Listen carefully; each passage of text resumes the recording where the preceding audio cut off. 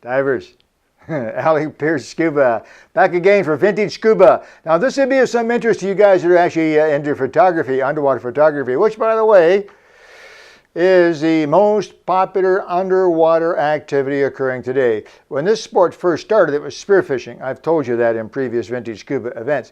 And then it turned into treasure hunting, whatever you want to call it, artifact hunting, wreck hunting, whatever you want to call it. That's what it was through most of the 60s into the 70s. And then it slowly started to change. And then as photography became more popular, and perhaps maybe I should say that as cameras became more available and better, then divers started to take up underwater photography, and then videography, underwater video, and so on. And that now is the most popular underwater activity, other than swimming around and enjoying yourself. Of course, that's be number one, right? But next to that, people want to get a camera and take amazing underwater photographs, and they want to sit down and show their family their 4 hours of underwater video on John Pennekamp State Park. Anyway, underwater photography. Very, very exciting, and it was from the very beginning. I have here the catalog from 1957. You all remember that year, I know. International Divers Incorporation in Montreal, Quebec. International Divers Corporation was an offshoot of Rene Bouzeau's efforts to sell scuba units.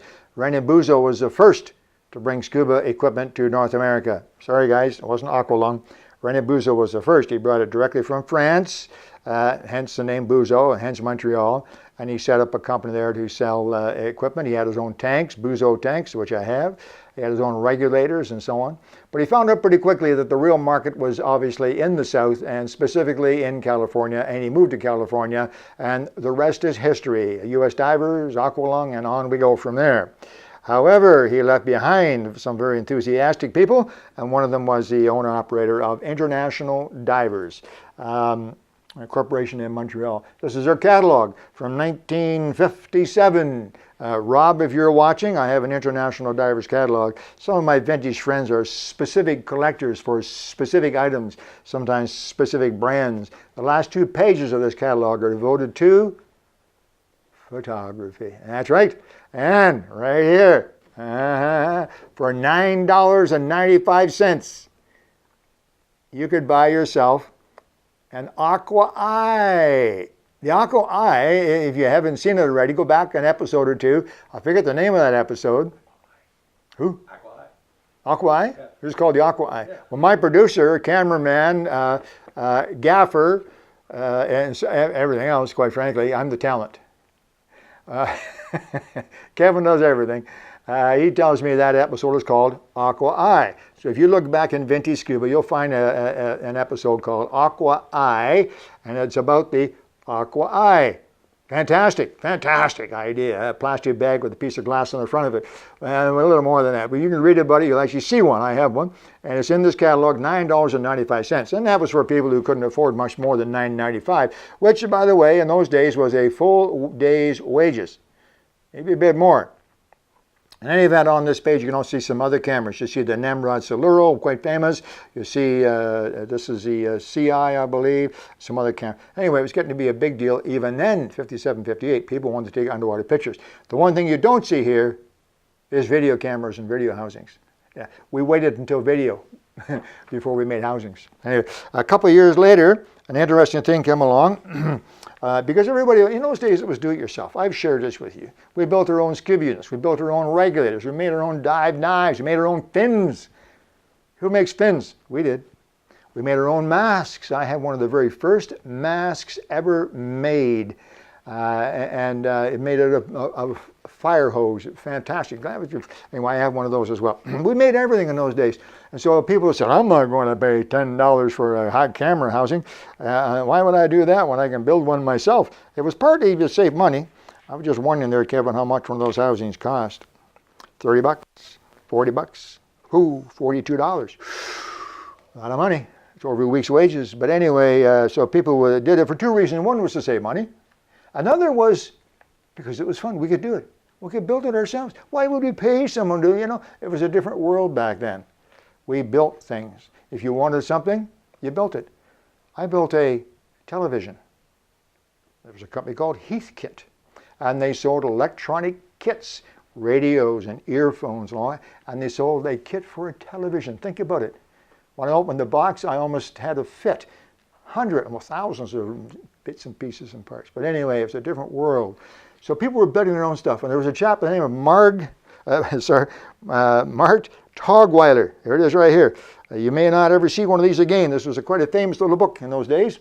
1962 this came out. Mart Toddweiler, well-known book. Sold thousands of the books. He probably made more money off of this book than anything else.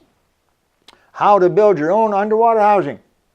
Underwater camera housing. Simple. You get some plastic tubes or some plastic plates, and you get your camera and you measure your camera. And I'm going to show you a couple of pages here, Kev. I'll try to hold this in the same spot each time. So you get your plastic tubing, you see, and you get some plastic plates. Hang on just a minute here. You get some plastic plates, and you cut, and you sand, and you glue. You get it all put together to fit your camera, custom made. Custom made to fit your camera. Nobody's housing was the same because everybody made housings for their camera. And the back, you could buy controls and you could buy O-rings. That was a big deal. By the mid-60s, O-rings were available, which were a much better seal. I'll show you what we used before that. Showed you how to hook it all together, handles and bolts and everything else. So that was a big deal back then, making your own housing. And I have a couple of those to show you.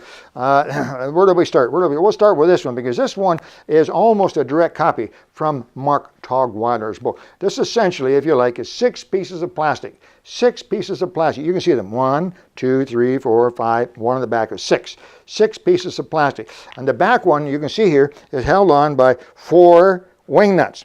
And it has a groove in there for an O-ring, and you put the O-ring in the groove, and you put the back plate on, and screw it down nice and tight. You can see that there, Kevin, reasonably well. And it had some controls on the front. There was a spot here for the flash, the camera that this was built for. I don't know what it was. Who knows? Flash, and the lens was in here and everything else. And I know it had a flash because inside there's a little connector. The one on the top, it looks like the flash connector on one of those mini bulbs, you know. Flash connector, and a little battery went in there. There's battery terminals, and it had a flash. And here's the I think this looks like the winder. Yeah, we wound our films in those days. I don't mean crank wound them, although some did. When we wound them, they weren't electronic. You didn't press. It was film. So after you took a picture, then you had to go. Get the next one. And this looks like the shutter. Oh no, this is something else. Anyway, here's the shutter up here. Anyway, there's a homemade housing for a camera. Now I have no idea. I wish I knew more about this camera. It was given to me from a fellow who was getting rid of some of his old scuba gear, and he gave it to me for my big vintage collection. I have no idea what camera was in it, or how many pictures he took, or how many of his family members he bored with the terrible pictures he probably had, because the pictures weren't great back then. I have no idea. But there's a genuine homemade camera housing from the 60s. Now here's another one. This is kind of interesting. This is a little bit later. I know it's a little bit later because this was built for a video camera. Okay, very, very small. This is an amazing video camera to be this small. I'm going to guess that this was probably later, late 60s, early 70s. It says video cameras are starting to become more compact. There were a couple out that were quite a bit smaller. And this is the same thing, 6 pieces of plastic, a little fancier, got a piece of black metal on the front, maybe for protection, but this is definitely homemade. Trust me, I can tell some of the edges aren't just perfect. And again, it's held on by 4 wing nuts on the back, piece of metal across there to make it a bit tighter. A little bit of foam rubber in there, a couple places to hold the camera so it didn't shake around too much. Yeah, this was not factory made, if you like. And now I have one more that's really interesting. Check this out. Somebody was very, very good at metal work of some sort. They were good at metal work. Now, I can tell this is homemade too because the welding and the soldering and the sweat soldering and so on here is pretty rough. Okay, and there's marks on it and so on. But this guy was a machinist, perhaps, and he had a camera, and maybe he read Mark's book and said, "Heck, that sounds like fun. I'll make one." But I'm so good with metal and so good as a machinist, I'll make mine out of metal. Why not? So he had access to aluminum. I think this is aluminum. It's pretty light, and he had a box made. You see, and a front and a back, and put a port in there that looks like it's machined in there, a port for the lens. It's pretty neat looking, and I don't know what this is for sure. Well, that's the shutter. Yeah, that's the shutter for sure. Then on the back, this is pretty neat on the back because this is in the late 50s. This is before O-rings were really well known and available. So in this particular case, he's got a piece of flat rubber, like a piece of inner tube rubber. That's what we had. We didn't have O-rings. If you wanted to seal something, you make it waterproof and pressure proof. You got a nice piece of inner tube rubber. You cut it like a gasket. Like a gasket. And then you put a whole bunch of screws on it. So this guy's got about 8 or 9. What you got on there? You got 8 wing nuts. Jams it down really, really tightly. And then you know what you do? Cross your fingers. Because sometimes it worked and sometimes it didn't. You make the surfaces really smooth, put the rubber in there and crush it tightly and hope it works really well. Now this one's pretty neat because he's actually got a little flash on here. I'm not exactly sure how he fired this. I see a wire in there, but there's a little flash on here of some sort. I'm not sure how that worked, but this takes the old-fashioned blue dot. I don't know if you remember, Sylvania blue dot flash bulbs. One would snap in there, and maybe this was a production item that he waterproofed with some black tape. It looks like it. He put this thing on the side so that he could screw it in there and just hold it on the side. But that actually took a flash. I know that because, and this is production. I recognize this flash handle now, Kevin, because I remember this one with the button on the back. You push that and pop the bulb out. That's right, exactly right. But there's a homemade camera housing from the late 50s, made of metal with that flash. Now this is amazing stuff, you know, and it's got to be interesting because today you can go into a dive store and say, hi, I've got a Nikon SureCharge PowerShot 300. Can I get a housing for that? Guy says, sure, here we got one. He goes to it, takes it off the wall, hands it to you. You see, so these days things are so cheap. I know a lot of people complain that things are expensive, but actually we're very lucky it's so cheap. They punch these out like they were toys, and so you buy this at the dive store and you take it home, and you put the camera in, and you close it, and you lock it, and you go diving. And it's great. It's still underwater photography, and you shoot, and it's all electronic. It's digital. So you see the screen in the back. It's all digital. You do everything. All the buttons are there, so you can delete and all that kind of stuff. Just as if it was in full control, like it wasn't underwater. You can take pictures. And I don't know if the pictures are any better, because interesting pictures don't always depend on the equipment. Depends often on the diver. But anyway, nothing to it. Give the guy $300 and you walk out with it. You see? However,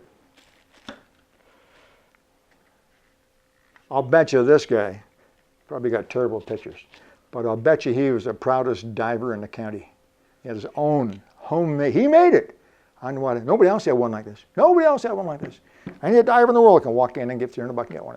Today that's the way it is. Things have changed a great deal. Anyway, some homemade camera housings, and I've shown you Mart Toddweiler's famous book, an old catalog with that aqua eye in it. Make sure you look for that episode, aqua eye, and keep an eye on this. I have lots and lots and lots of cameras. I have a couple more episodes I'm going to give up for some well-known camera housings production, and the famous Nikonas series. I have the whole series of Nikonas cameras, even for the Nikonas camera before it became Nikonas. Yeah. Anyway, I have all that coming up.